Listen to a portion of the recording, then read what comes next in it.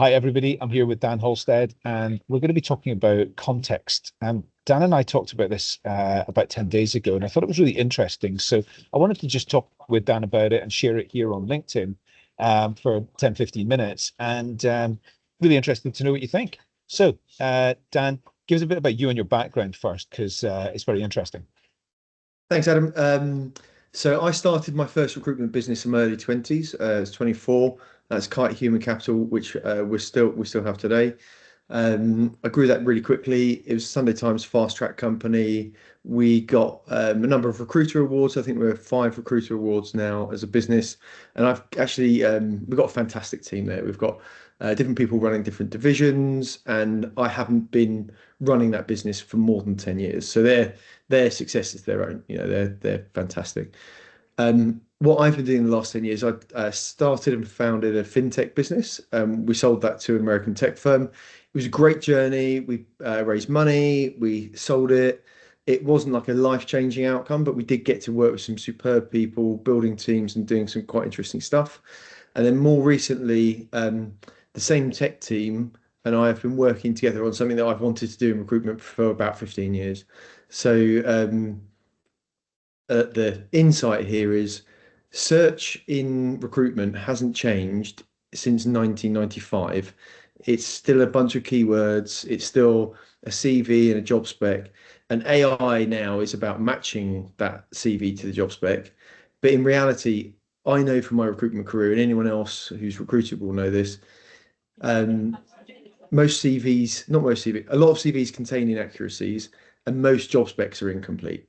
So you just don't have a very good data set between those two data points to use something accelerated like AI on and get a good result. And that's what we've been working on. Right. Okay. So, I mean, a lot of people have since 1995 been predicting the death of the CV, and I'm Yeah. hearing more and more compelling arguments as to why that's actually going to happen over the next couple of years. I haven't really believed it until now, but I think that there are things happening which are changing this. So, tell us just a bit more about like why is the CV a problem and why is the job spec a problem? Yeah, so first of all, if I ever coach a hiring manager on how to hire, I'll get them to reframe a job spec and say, hey, look, every job's got a unique challenge.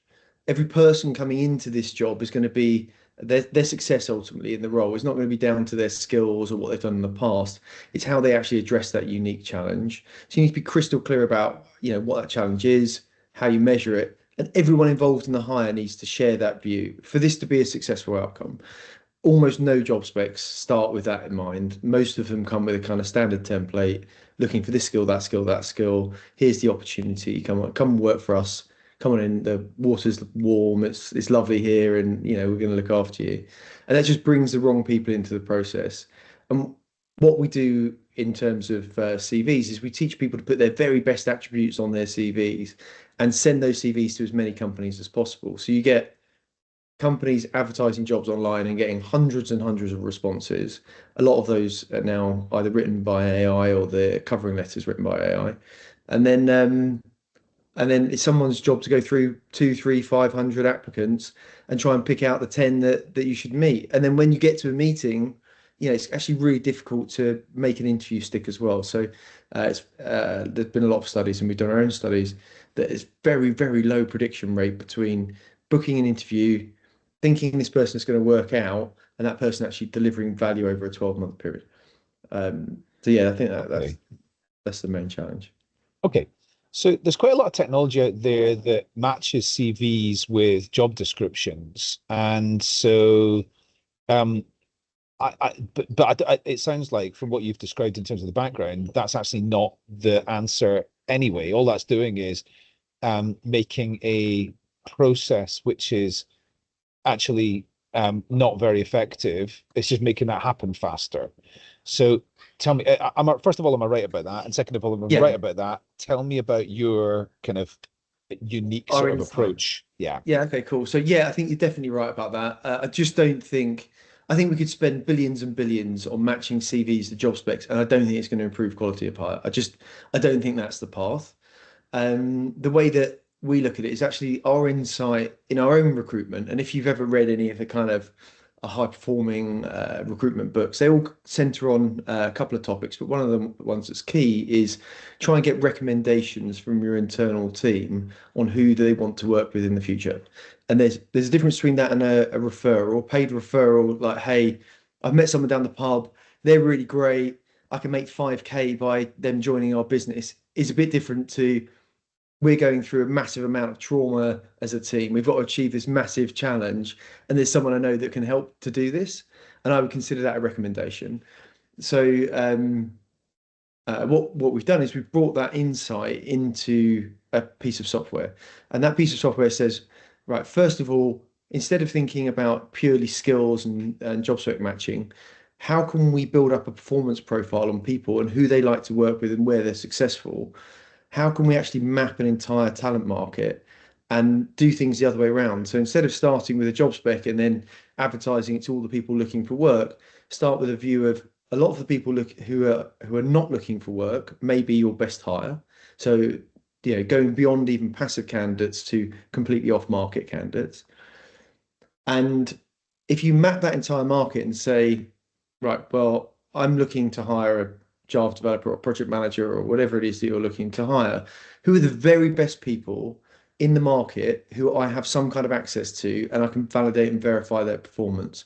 So what we do at Contxt is we map that entire market using knowledge insights as to who's worked with whom. If Alice has worked with Bob and Alice knows that Bob's a top performer, well, we then know all the people that have worked closely with Bob over a period of time, and we can infer that they're top performers too. And we can bring all that data into a set of insights that means that when you're hiring, instead of going to market thinking about active candidates, passive candidates, and trying to find people that aren't available, you're actually instead thinking about the entire market of people who are potentially excellent for this role and your access paths to get to them. And that's our insight, and that's what we've been building. Okay, so I imagine there's two challenges in building something like that. Is the first is how do you capture the data from the individuals about the people they've worked with in the past who they would love to work with in the future? I think the second one is the 6 degrees of Kevin Bacon bit, which is like, who knows who and who seems to have worked with who and whatever. Would I be right in thinking that's the like two of the kind of technical challenges?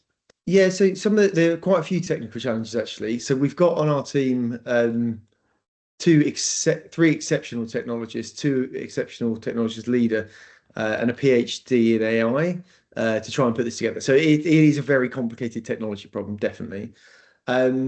The main challenges are about you have to build a network over time. So Alice may have worked with Bob for a period of time in a certain team, but the organization structure of that team changed over a 5-year period. Had different managers, different team members, they all went in different directions, which was the phases where it was good. So you have to analyze that aspect of things. You still have to have some kind of skills matching because in the same company from at the same time, you would have had a business analyst working with a receptionist, working with a CEO. So you still need to have some kind of categorization.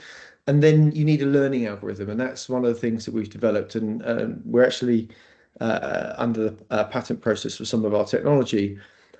One of the learning algorithms is to say, when you validate one of our suggestions, our software will see that validation. You might do it implicitly or explicitly. So you might say, hey, yeah, I'd love to work with Adam again. He was great. I really got on really well with him. Or our software might say, well, you've requested that you would like to interview Adam for this role. So we can kind of infer that data.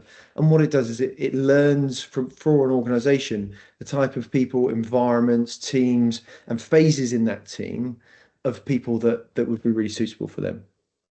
Wow. Okay. So, for example, it's going to be able to include things like, well, they've worked in retail head office.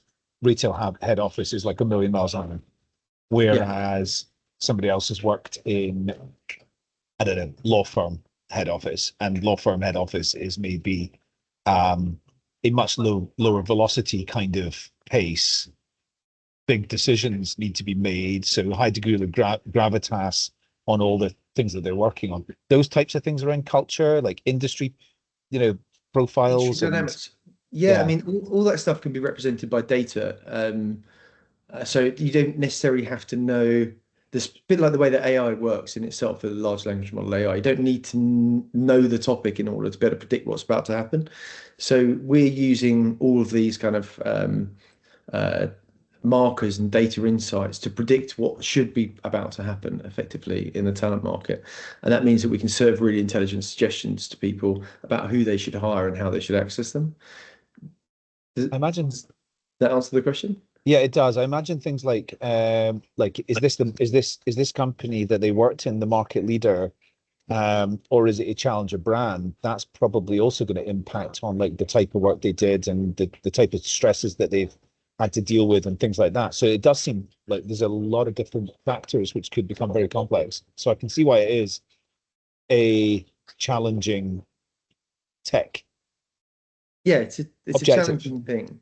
Um, the way that I think it kind of starts to make sense is if you imagine all of your top performers in a certain team and going into their work history and finding out the people that they've worked closely with, that they've really enjoyed working with, and then think about those people and say, well, if your top performers have worked with these people and they rate them really highly, and those people then rate another set of people really highly, you could infer that any of those people in that chain that you bring into your team have a higher probability of success than a CV that you get via LinkedIn or JobServe or Indeed or whatever.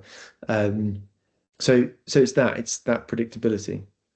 Okay, I've worked in a team earlier in my career. I worked in a team of 10 people for a global professional services firm, and we all had exactly the same background, basically. Yeah. I don't, that's not necessarily considered to be, particularly diverse and sensible way of building teams these days. Is there a risk in what you're offering to the market that is going to like be really perpetuated or not? Yeah, no, we looked at that really closely actually before we even started building, because one of the things you don't want to do is uh, start pushing in a direction that nobody, including us, wants. Like the outcome needs to be aligned with good social goals. The the way that we've looked at it in detail, and we've actually done this with a couple of D&I experts, and the way that we've looked at it is to say, right, well, what's happening now?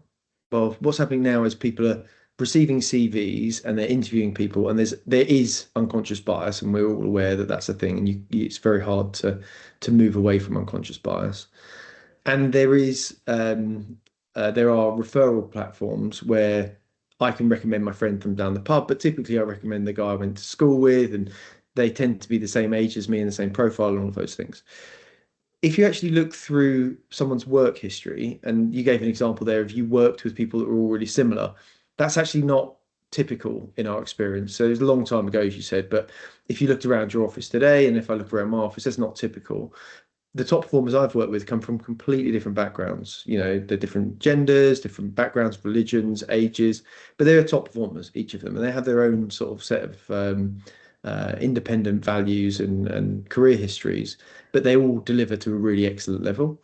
And what we're doing actually is trying to take away the implicit bias and that unconscious bias and say, instead of assuming how someone will perform based upon social factors, what we're doing is doing it on a basis of entire merit, like how good were they, how much potential did they have. And one of our early customers came to us last week with a challenge, and this highlights it really, really well. They said, what we want to do is we want to identify female future leaders in other organizations who have high potential, but it's really hard to spot that on a CV. So we can't find on a CV they've got high potential. So it's really hard to understand who it is that we should invest management time, training, coaching, fast track development into. But if we go out to our whole business and try and identify, high potential women in this case, how can we identify those people that we want to invest into? Can we use the platform for that? And it's actually perfectly designed for that. Very interesting. Okay, so last thing is about like who's this for? Is it for staffing companies? Is it for employers? Is it for big companies, small companies? And how do they interact with it? Is it something that connects into their ATS, or is it something that's a standalone technology, or how does that all work? Yeah, great.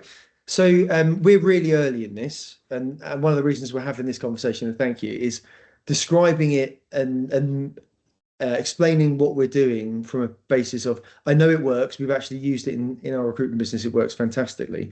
But explaining it to other people is about solving their specific problems, not actually describing our technology. So in terms of solving their specific problems, yes, we are speaking to talent acquisition teams who we're integrating with ATS systems. There's an API that plugs in neatly to those systems. There's obviously a lot of data policy and things that you need to get through, and I know you've got a lot of experience of that. We're also speaking to smaller teams. One of our first customers is a 15-person company that needs to do some strategic hiring, and they're actually looking to use the platform standalone. So we can kind of, at the moment, we've got the flexibility to offer it to different groups. But what we're really, really set on is delivering massive value. So we want this to be 10 times better than the process that exists at the moment, saving like 90% of the time or getting 10 times better quality in terms of output of hires. So we're just looking for those customers that are interested in going on that journey with us. Very interesting. Okay. Dan, how do people find out more? Follow me on LinkedIn, message me on LinkedIn, ping me an email. I'm my LinkedIn will be tagged in this, no Yes, it doubt. will. Yes, it Thank will. you. And I'd just like to say big thanks to Adam and all the content you produce and how long you've been doing this for. It's remarkable the contribution you've made. Thank you so much. Dan, thanks for joining me today. It's been great to find out more and look forward to catching up with you soon. Perfect. Thank you.